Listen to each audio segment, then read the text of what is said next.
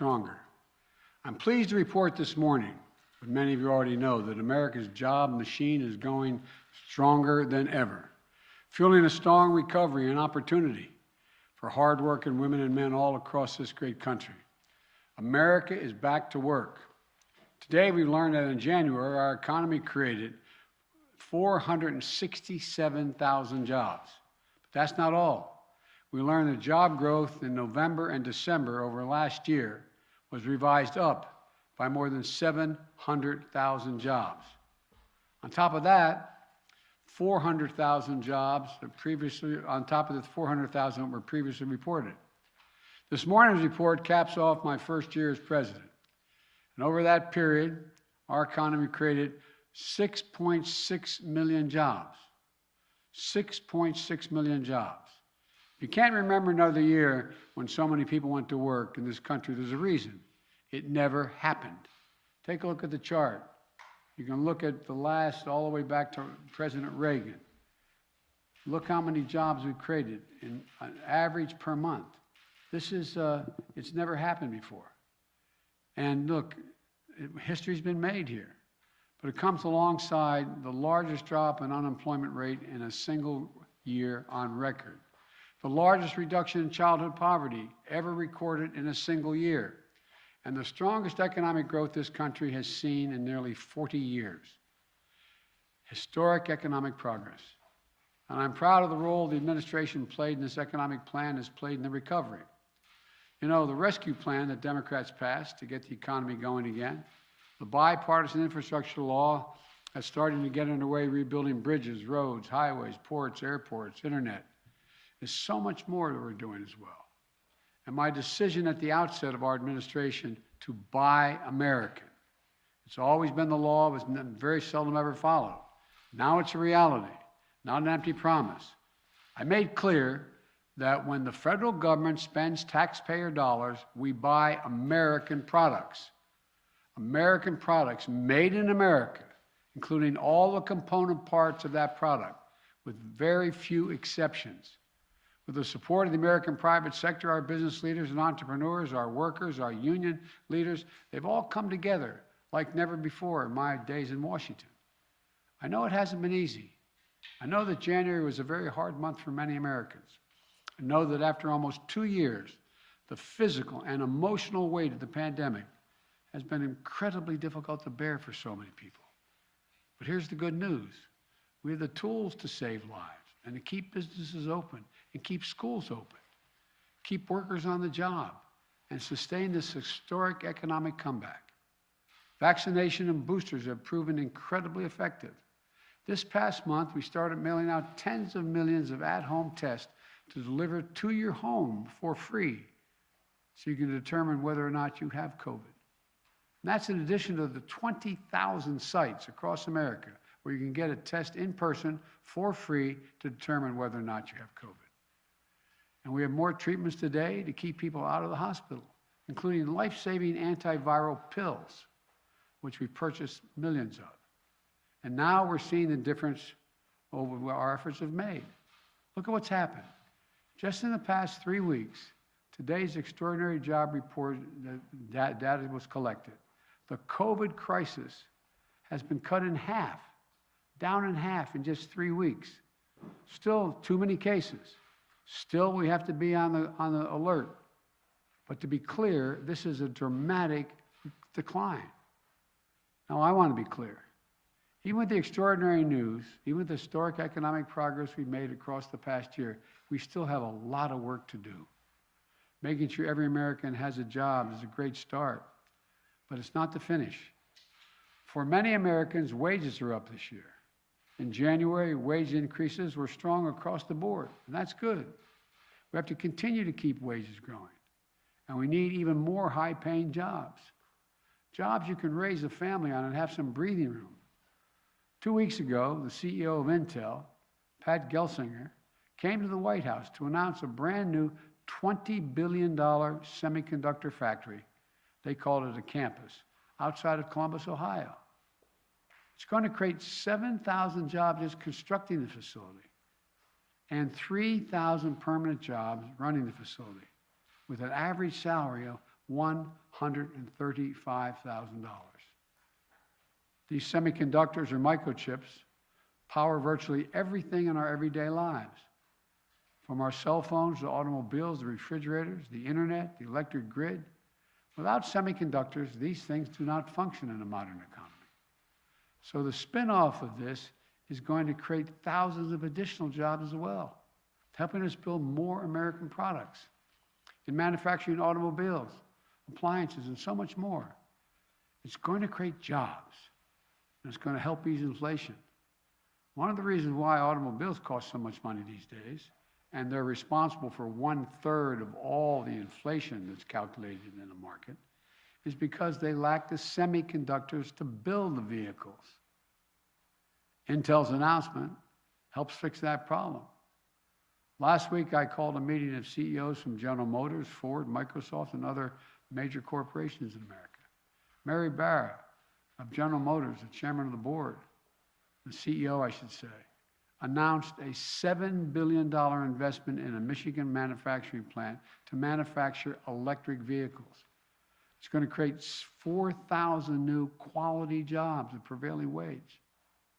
That's on top of the announcement last year made by Ford CEO Jim Farley, who was with us, to invest $11 billion to make electric vehicles, creating 11,000 new good-paying jobs. Look, last Friday I went to Pittsburgh, where the Union Pacific Railroad announced the largest purchase of American battery electric locomotives in history, built in Erie, Pennsylvania. Built by American manufacturing workers in Western Pennsylvania, creating even more good-paying jobs. And again, the spin-off from that, these locomotives aren't just going to be purchased in America. Countries around the world, because it's going to be the best product, are going to purchase them. American-made electric vehicles made in Erie, Pennsylvania. Good-paying jobs. Look, we all know we're in competition with the world. These announcements are the drumbeat of a job resurgence, unlike anything we've seen in our history. And it didn't happen by chance. It's a result of the economic plan I put into action on day one when I said it's going to be Buy America. I'm delighted to keep it going and expand what we've done, because we have a great opportunity ahead of us to further progress, make progress beyond what we've already made.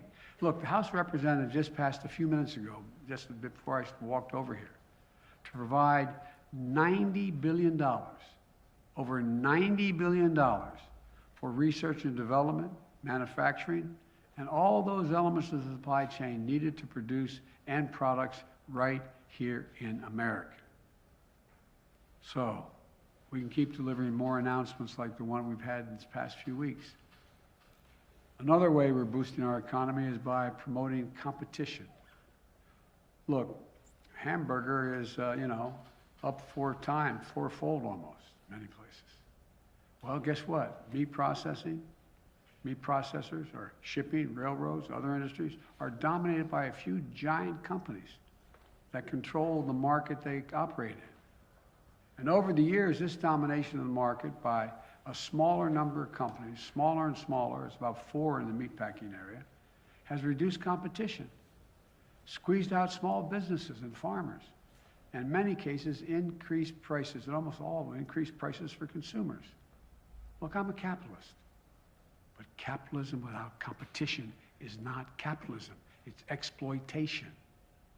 So I'm going to continue to do everything in my power to work with the Congress to make our capitalist system work better, to provide more competition and lower prices for American consumers. And they're still going to do well. But that isn't going to be enough. We still need to ease the burden on working families by making everyday things more affordable and accessible. Look, average people are getting clobbered by the cost of everything today. Gas prices at the pump are up. We're working to bring them down, but they're up. Food prices are up. We're working to bring them down as well. Look, I grew up in a family where if the price for a gallon of gas at the pump went up significantly, it was felt by the family. I get it, I understand. But these things are necessities, but that's not the totality of what family needs. They still have to pay for child care. They still have to pay for prescription drugs. They still have to pay for health care. There's more than one way to help a family when it comes to their standard of living. We're going to work to bring down the prices that are way up, but guess what? Guess what? We're going to keep strengthening the supply chain to bring down the cost of all these goods. But in the meantime, there's a lot we can do to give families a little extra breathing room. For example, child care. Families can spend $14,000 a year per child, and in some cases in this country, some cases less than $14,000 a year, for child care. Our plan cuts in half what most families are paying, helping their budgets, keeping millions of parents and especially women allowed to go back to work because they can get child care. Or the cost of prescription drugs, like insulin. Insulin costs about $10 to make. But for families who need the insulin, they're paying up to $650 a month on average in some places, and as high as $1,000 a month. Think about all those Americans out there with type 1 diabetes who need this insulin to stay alive and stay healthy. Or the 200,000 American children with type 1 diabetes. Think about being one of the parents without the insurance or the money to pay for that insulin.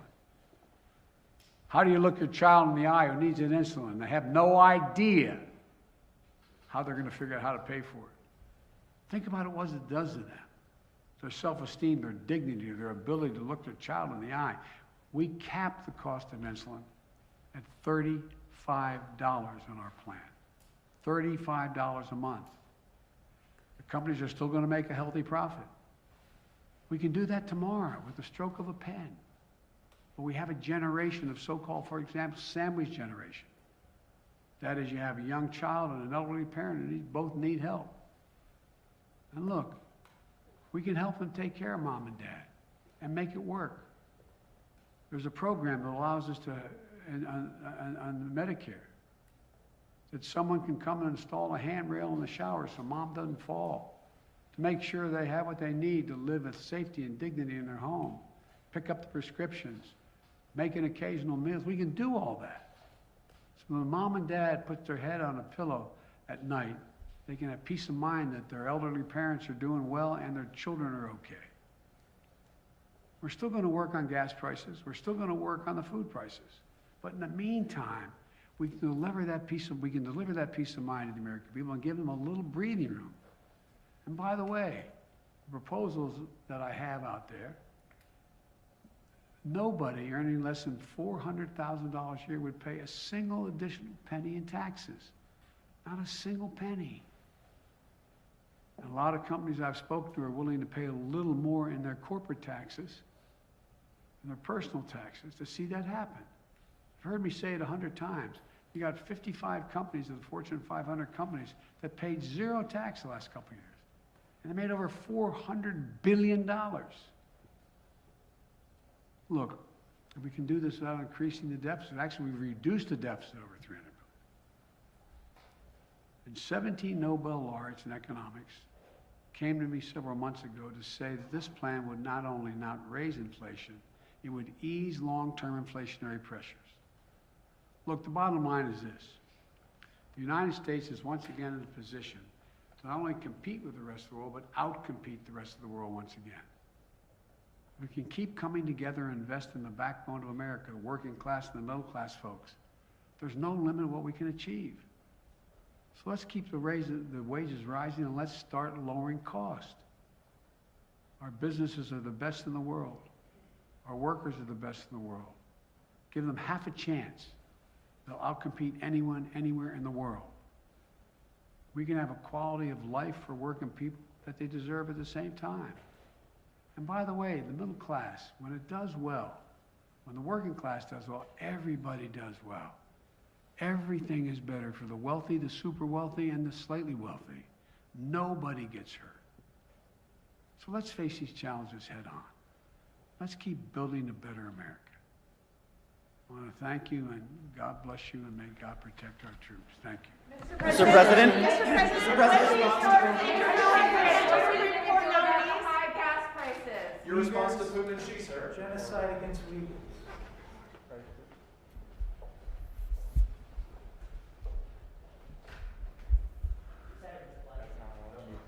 What's that?